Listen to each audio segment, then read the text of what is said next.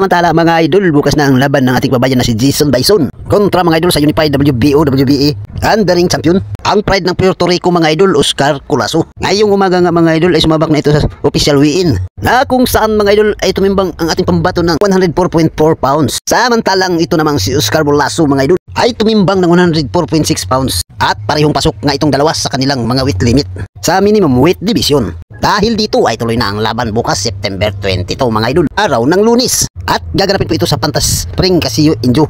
Main event ang kanilang laban.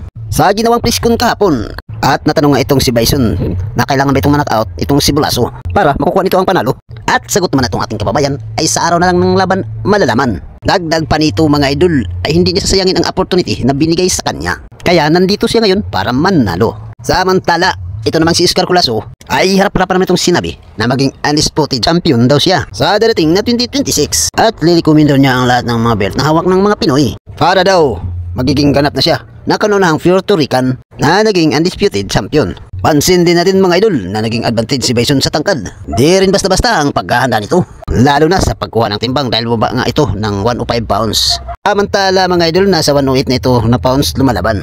At samantala mga idol, nakita naman natin na kondisyon ang katawan nitong si Bison. At dito nga walang angasan sa face-off nitong dalawa, kundi ngitian lamang at holding hand. Do you need a knockout to beat Oscar Colasso? Sa ano lang po, doon na po sa laban na makikita. Okay, Sa akin, okay naman yung laban na magaling naman. Sa akin, hindi ko sasayangan ang opportunity na to na panalong laban na to, kasi nandito ako para manalo.